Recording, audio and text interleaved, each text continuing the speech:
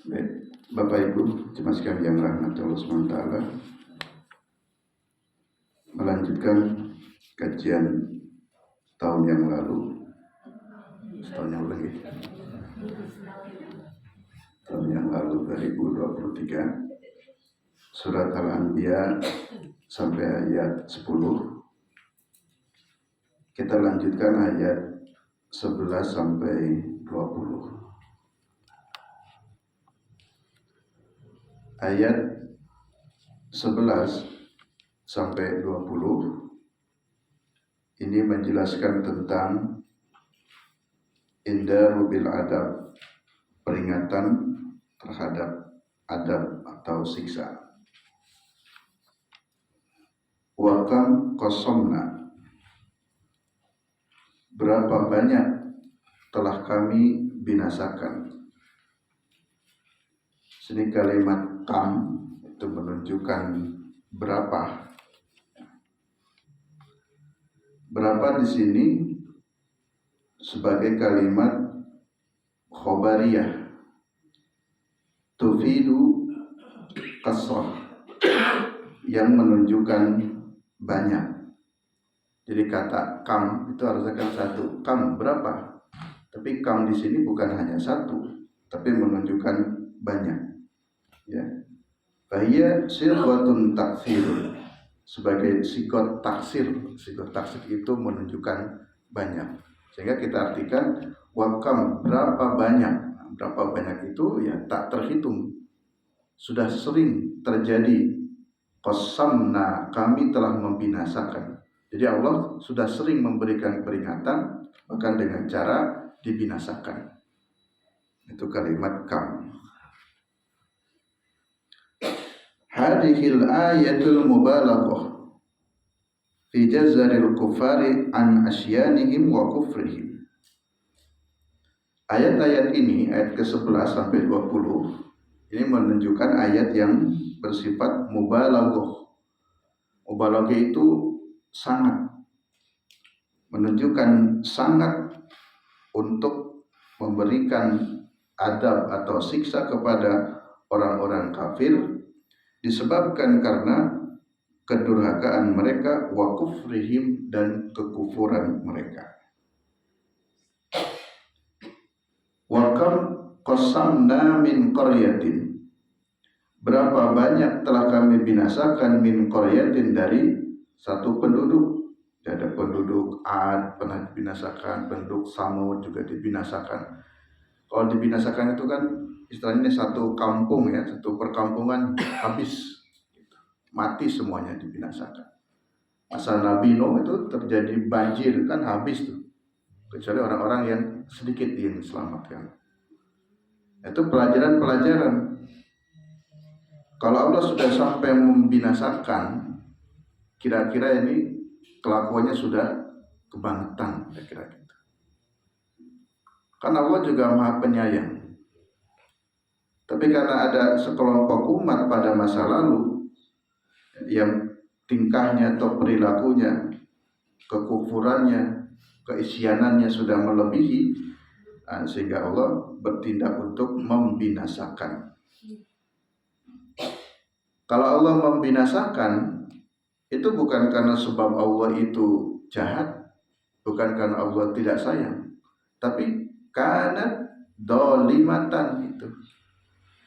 Karena itu karena sebab kedolimannya mereka sendiri. Jadi kalau Allah membinakan satu kaum, itu karena memang kaum itu telah melakukan kedoliman. Istilahnya ya, balasan atas perilaku mereka sendiri. Jadi tidak usah menunggu terlalu lama di akhirat balasannya, di dunia pun langsung Allah berikan balasannya. Ya. Jadi kebinasaan umat-umat sebelumnya karena kanat dolimatan, karena sebab mereka melakukan kedoliman. Maksudnya kathiran ma ahlakna min ahlil qura, betapa banyak dari penduduk-penduduk negeri yang telah kami, maksudnya Allah, binasakan. Siapa yang dibinasakan itu? Alladzina kanu dhalimina anfusahum bil kufri billah. Mereka yang dibinasakan dari ahlul qura atau min qarya adalah orang-orang yang kanu dhalimin. Mereka melakukan kedoliman terhadap diri mereka sendiri dengan sebab bil kufri billahi wa takdzibir rasul. Mereka melakukan kekufuran kepada Allah dan mendustakan rasul-rasul. Itu sebabnya. Ayat yang semakna juga banyak, di antaranya seperti surat Al-Isra ayat 17, wa kam ahlakna minal quruni min ba'di Nuh. Berapa banyak telah kami binasakan dari negeri-negeri ini setelahnya Nuh. Jadi diinformasikan lagi, setelah Nuh pun telah banyak ya negeri-negeri atau orang-orang yang Allah binasakan. Ada lagi dalam surat Al-Hajj ayat 45, faka'ayyin min qaryatin ahlaknaha wa hiya dhalimatun. Jadi berapa banyak dari negeri-negeri yang telah kami binasakan disebabkan dia dhalimatun, melakukan kedoliman. Nah, itu. Jadi ini informasi terhadap peristiwa masa lalu bahwa Allah telah membinasakan atas penduduk atau satu kaum yang melakukan kedoliman. Jika Allah berkehendak maka ini akan terus terjadi, dan bagi Allah sangat mungkin. Kalau Allah mau, kalau Allah berkehendak atas satu kampung, satu negeri, satu negara melakukan kedoliman, bagi Allah sangat mudah, nanti langsung dibinasakan. Itu sangat mudah sekali jika Allah berkehendak. Di dalam tafsir disebutkan wal muradu bil qaryah, yang dimaksud qaryah itu satu penduduk atau satu kampung, itu adalah kampung Madain kanat bil Yaman. Jadi ada satu kampung yang letaknya di Yaman. Jadi saat itu maksudnya adalah satu negeri bercerita tentang penduduk yang ada di Yaman. Itu menurut tafsir. Ada juga yang mengatakan wa qala ahli tafsir wal akhbar, berkata para ahli tafsir dan hadis, innahu arada ahlul hadur. Ada juga yang mengatakan peristiwa yang dimaksud dalam ayat ini min qaryatin itu adalah dari ahlul hadur, penduduk hadur. Yang penduduk hadur itu adalah wa kana ba'asa ilaihim nabiyyun ismuhu Su'aib bin Dimahdam. Yang di penduduk hadur tersebut, ya, yang dimaksud Korea adalah nama tempat hadur. Di situ di kampung hadur itu telah diutus kepada mereka nabiyun, seorang nabi. Jadi ada nabi yang diutus ke kampung tersebut, yang nabi tersebut namanya Su'aib, ya. Su'aib bin Dimahdam. Nah ini ada dua tafsir, ya, dua tafsir yang mengatakan qaryah di sini adalah kampung yang berada di Yaman, dan sebagian mufassir mengatakan qaryah di sini adalah disebutkan untuk penduduk ahlu hadur yang ke situ diutus seorang nabi bernama Su'aib.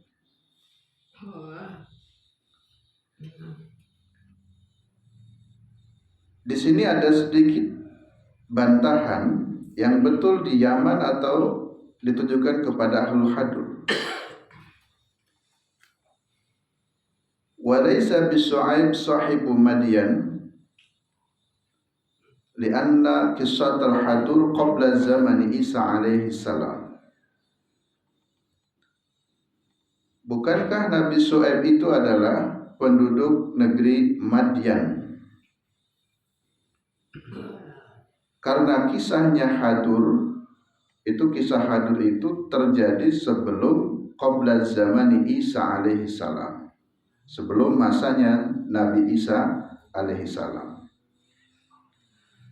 Wa ba'da mi'ati min sinina min zamani Sulaiman, dan itu adalah berlangsung setelah beberapa ratus tahun dari masa Nabi Sulaiman. Mereka telah membunuh nabi-nabi mereka.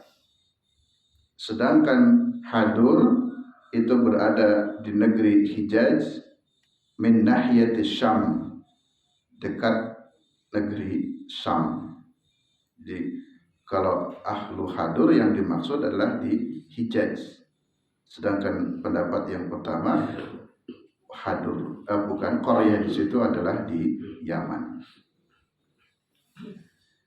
Baik, kembali ke pesan ayat bahwa berapa banyak kami, maksudnya Allah telah membinasakan dari penduduk negeri-negeri sebelumnya disebabkan kanat dolimatan, sebab kedoliman mereka. Kemudian setelah Allah binasakan, wa ansha'na ba'daha qauman akharin. Lalu kemudian kami menggantinya. Jadi setelah penduduk itu dibinasakan, umpamanya pada masa Nabi Nuh ya, binasakan dengan banjir, kan habis semua tuh penduduk, manusia habis, kecuali yang naik kapal Nabi Nuh. Setelah dibinasakan, wansya'na ba'daha qauman akharin, kami menjadikan setelahnya penduduk lain atau kampung yang lain. Jadi istilahnya apa ya, genocide.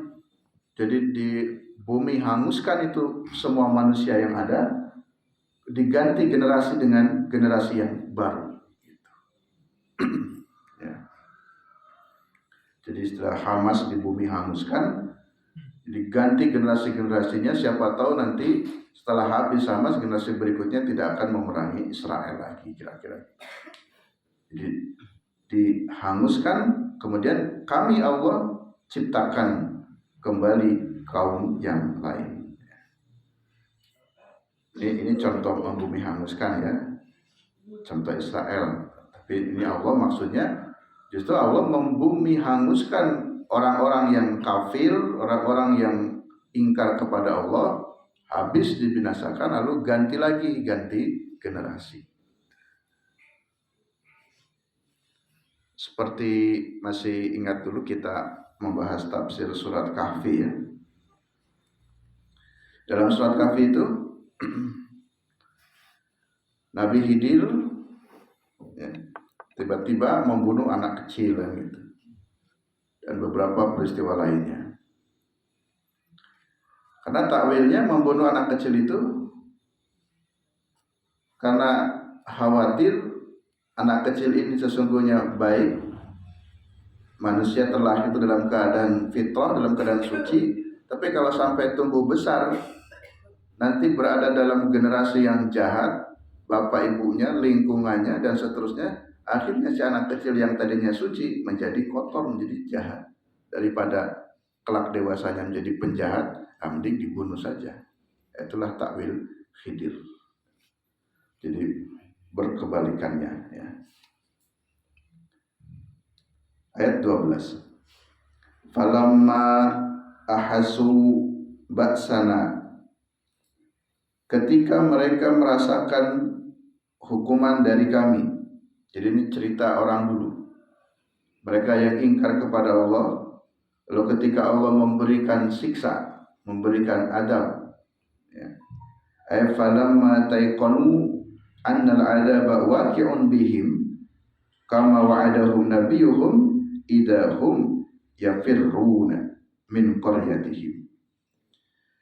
Ketika siksa sudah datang kepada mereka, kepada kampung mereka, mereka yakin ini adalah siksa dari Allah, seperti yang telah diceritakan oleh nabi-nabi mereka kepada mereka. Maksudnya Nabi kan selalu mengingatkan, taat kepada Allah, siapa yang tidak taat Allah akan membinasakan. Mereka tidak memahami itu dan mereka tidak mau meyakini perkataan nabinya mereka. Tapi ketika mereka merasa ahasu, ini benar-benar nih siksa datang pada kita, maka mereka segera lari. Idahum minha yarkudun, mereka melarikan diri sejauh-jauhnya menurut mereka bisa selamat.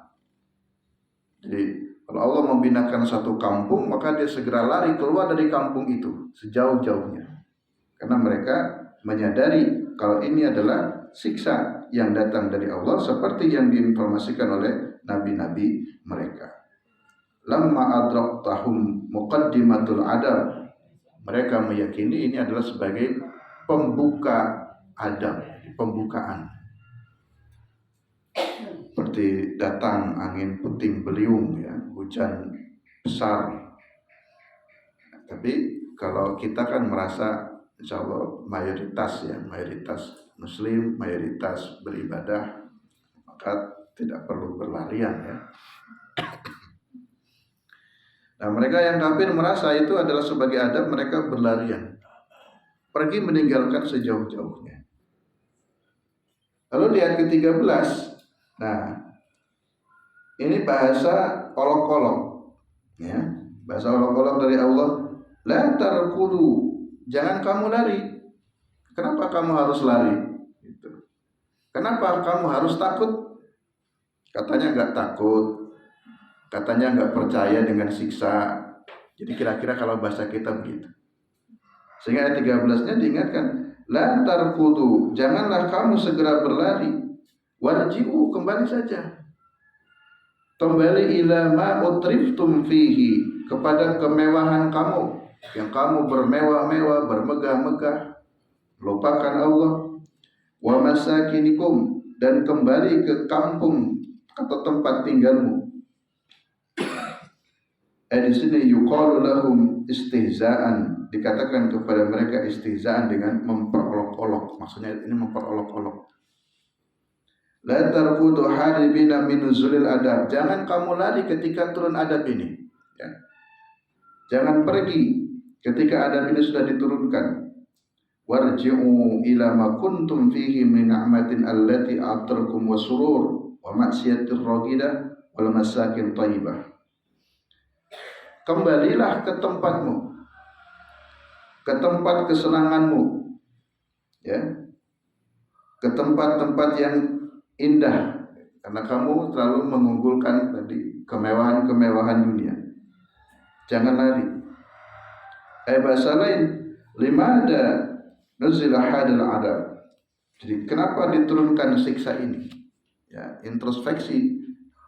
Kalau tidak percaya, kenapa harus lari? Ternyata giliran ada adab, ada siksa, malah lari juga. La'allakum tus'alun, agar kamu tus'alun, ditanya. Pertanyaan at-taubih. Bagaimana jawaban mereka? Ayat 14, qalu, mereka berkata, ya wailana, celakalah kami, inna kunna zalimin, sesungguhnya kami termasuk orang-orang yang zalim. Jadi mereka menyadari sesungguhnya. Innahum iktarafu bidunubihim hina la yanfa'uhum dzalika. Mereka mengakui terhadap dosa-dosa yang dilakukan oleh mereka ketika harta bendanya yang dibanggakan itu tidak bisa memberikan manfaat lagi kepada mereka ketika adab datang. Sehingga faqulu, mereka berkata, ya halakna, celakalah kami. Inna dhalamna anfusana bikufrina birabbina, sesungguhnya kami telah mendolimi diri kami sendiri karena sebab kekufuran kami kepada Rabb kami. Wa hadza i'tirafun sharihun minhum, ini adalah pengakuan yang tulus, ya. Biasanya orang ketika dalam keadaan terdesak, bahkan mendekati kematian, yang kafir pun dia memanggil Allah. Ini pengakuan yang tulus gitu. Kami berdosa ya Allah, kami berdosa. Mohon maaf ya Allah. Mohon ampun ya Allah gitu.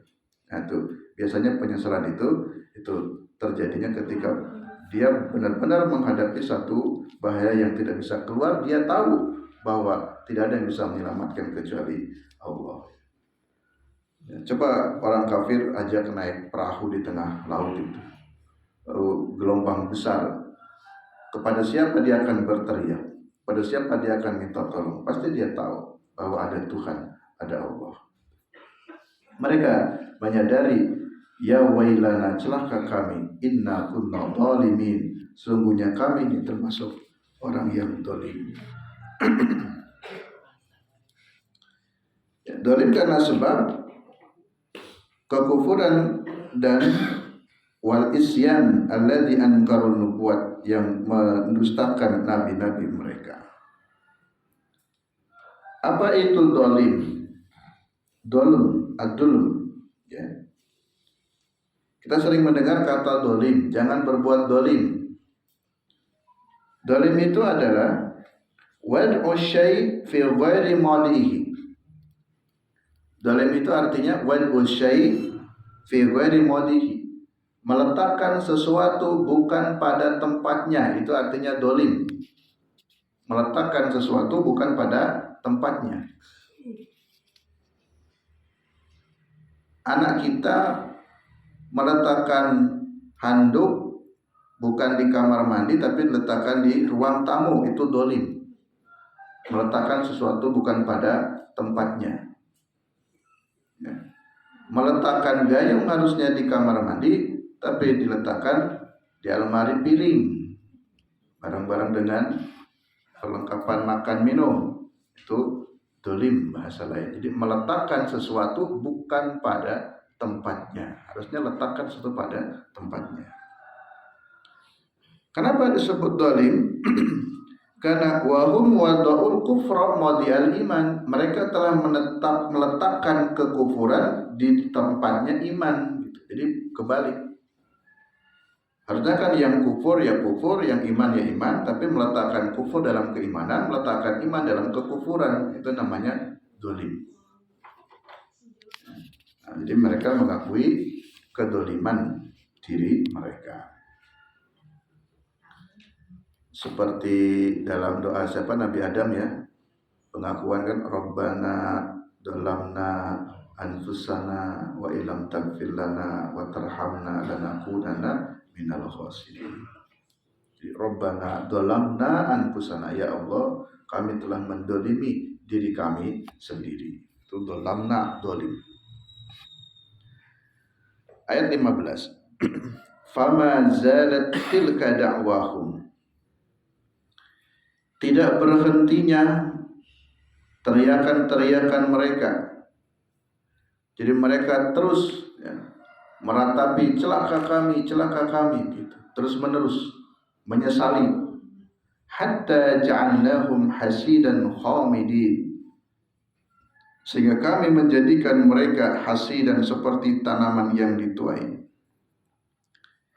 Tanaman yang dituai, khamidin, yang tidak dapat hidup. Maksud dari ayat ini adalah teriakan yang sia-sia.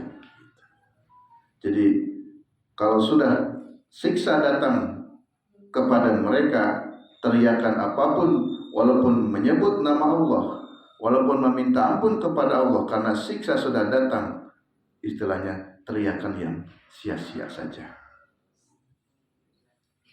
Ayat 16. Wa ma khalaqnas samaa'a wal arda, tidaklah kami menciptakan langit dan bumi, wa ma bainahuma laibin, dan tidak pula kami menciptakan di antara keduanya laibin, bermain-main. Jadi Allah ingin menunjukkan bahwa semua perbuatan Allah itu benar. Semua perbuatan Allah itu bukan main-main, bukan senda gurau. Apa dikira siksa ini main-main? Hanya untuk nakut-nakuti saja. Siapa kamu yang kafir nanti akan diberikan siksa. Apa itu cuma main-main? Enggak, itu betul. Seperti halnya Allah telah menciptakan langit, kan enggak main-main. Allah sungguh-sungguh untuk menciptakan langit, menciptakan bumi, menciptakan apa yang ada di antara kedua langit, di antara langit dan bumi. Maksudnya wa ma awjadna as-samawati wal ardina illa bil haqq. Tidaklah kami mewujudkan langit, bumi kecuali dengan benar. Ay bil adli wal qisti, dengan keadilan. La lahwan wala la'iban. Kami tidak membuat langit dan bumi ini bermain-main. Kalau bikinan main-main ya udah roboh dari dulu. Jadi langit ini benar-benar diciptakan oleh Allah. Dari sungguh-sungguhnya itu fa inna khalaqnaha li faidatid diniyatin. Langit dan bumi itu Allah memberikan faidahnya. Ada kebaikan langit dan kebaikan bumi.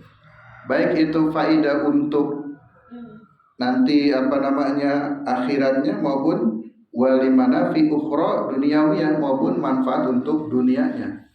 Jadi untuk agama ada manfaatnya, untuk dunia pun ada agamanya.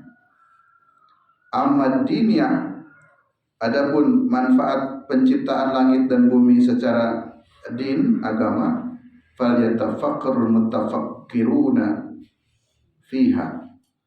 Maka ini bisa menjadi media untuk berpikir tentang ciptaan Allah. Wa amad dunyawiyah, adapun manfaat secara duniawinya, falamma yata'allaqu biha minal manafi allati la tu'addu wa la tuhsa. Manfaat di dunia sangat banyak sekali, saking banyak manfaatnya tidak bisa kita hitung berapa manfaat langit dan bumi untuk manusia. Di sini untuk menunjukkan bahwa wa bima anna khalaqas samawati wal arda haqqun la la'ibun fi. Penciptaan langit dan bumi itu benar, bukan main-main. Sebagaimana mukjizat-mukjizat yang terjadi kepada para nabi atau ala yadin nabiyyin, di tangan para nabi, ya haqqun aidan, itu juga benar. La la'ibun fiha. Mukjizat itu bukan main-main. Di sini untuk menunjukkan keberadaan Allah. Orang-orang yang mendustakan, yang kufur terhadap Allah, tidak percaya, padahal dalil-dalil sudah banyak. Selain dalil, ada fenomena mukjizat. Fenomena mukjizat, misalkan Nabi Isa bisa menghidupkan orang yang sedang mati. Siapa yang bisa itu kalau bukan karena Allah? Yang paling mudah lagi ada fenomena doa. Bapak Ibu jemaah sekalian, kita berdoa kepada Allah, lalu sekian doa yang kita panjatkan kepada Allah, maka sekian doa pula yang dikabulkan. Siapa yang mengabulkan? Allah. Di situ menunjukkan bahwa Allah itu benar-benar ada. Doa kita bisa dikabulkan atau doa orang lain bisa dikabulkan yang bisa mengenai kita. Ini hati-hati, seperti dalam hadis Nabi ada ittaqu da'watal madlum. Berhati-hatilah terhadap doa orang yang terdolimi. Ya, berhati-hati terhadap doa orang yang terdolimi. Karena doa-doa orang yang terdolimi itu mustajab, tidak ada penghalang antara dirinya dengan Allah. Itu fenomena dikabulkan doa, untuk menunjukkan Allah itu benar-benar ada. Ada satu kisah sedikit tentang doa orang yang terdolimi. Itu doanya tajam. Ini pada masa tabi'in, saya lupa namanya. Tapi kisahnya begini, untuk kita ambil hikmahnya, bahwa fenomena doa Allah itu benar-benar ada, bisa mengabulkan doa, baik doa orang-orang baik maupun doa orang yang terdolimi. Seorang nelayan miskin sedang mancing ikan, ya. Dia mancing ikan tujuannya untuk nafkah keluarganya. Seharian tidak dapat, sampai menjelang sore belum dapat satu ekor ikan pun yang dia pancing. Akhirnya dia berdoa, ya Allah, saya mancing ini tujuannya untuk memberi makan anak keluarga saya, karena tidak makan. Kalau tidak dapat ikan sama sekali, saya nggak bisa membayangkan anak keluarga saya tidak bisa makan. Rupa-rupanya keluhan itu mungkin dari awal nggak berdoa seperti itu, ya cuman mancing saja niat. Tapi karena sudah sore nggak dapat kan, kasihan anak keluarganya nggak makan nih. Maka sampaikan doa, connect langsung dengan Allah. Akhirnya Allah kasih ikan. Dan kasih ikannya bukan banyak, cuma satu ekor. Tapi yang satu ekor ini ikannya sangat besar sekali. Kira-kira cukup untuk beberapa hari, andai kata si nelayan itu tidak mancing lagi. Hanya dikasih ikan yang besar. Ya bersyukur alhamdulillah, karena memang diniatkan untuk memberikan makan, nafkah untuk keluarganya. Pulanglah dia. Dalam perjalanan rupanya ada rombongan raja lewat. Dia tertarik dengan ikan tersebut. Dimintanya. Si orang miskin ini tidak maulah. Ini untuk anaknya. Tapi karena raja punya kekuasaan, maka tidak bisa berbuat apa. Dipaksa. Ini ikan buat saya. Karena saya pun ingin memberikan buat ratu, buat istrinya. Nah, posisi seperti itu kan orang yang terdolimi. Umpamanya dirampas tanahnya, digusur tanahnya untuk kepentingan apa oleh penguasa umpamanya. Nah, dia punya ikan besar, sudah capek hasil jeripayanya mancing seharian, malah dipaksa untuk diminta oleh tuan raja. Tidak diberi, ya dia akan kena akibat. Bagaimana sih melawan orang yang gagah, yang berkuasa? Akhirnya dengan penuh kekecewaan, ikan itu pun diberikannya kepada tuan raja. Dia pulang tanpa bawa apapun, dengan meninggalkan istri keluarganya kelaparan. Sampailah raja dengan membawa ikan itu ke istana. Rupa-rupanya, entah kenapa, itu ikan menggigit ini jari tuan raja. Jadi jarinya itu dicopot oleh ikan besar itu. Dan tidak bisa lepas, digoyang-goyangkan gak bisa. Akhirnya bingung. Hanya pihak istana merumuskan, ini solusinya karena gak mau dilepas, itu dicopot terus oleh ikan besar itu, jarinya harus dipotong. Potonglah jari tuan raja. Rupanya tidak selesai rasa sakit itu. Walaupun jarinya sudah dipotong, si raja masih kesakitan. Karena ternyata gigitan ikan itu beracun. Racunnya menjalar ke tangan. Akhirnya oleh tabib atau oleh dokter kepresidenan diputuskan, ini tuan untuk menyelamatkan tuan harus dipotong, amputasi nih pergelangan tangannya. Setelah dipotong oleh pergelangan tangan, masih juga rasa sakit. Menjalar lagi, sampai putuskan harus dipotong lagi sampai siku.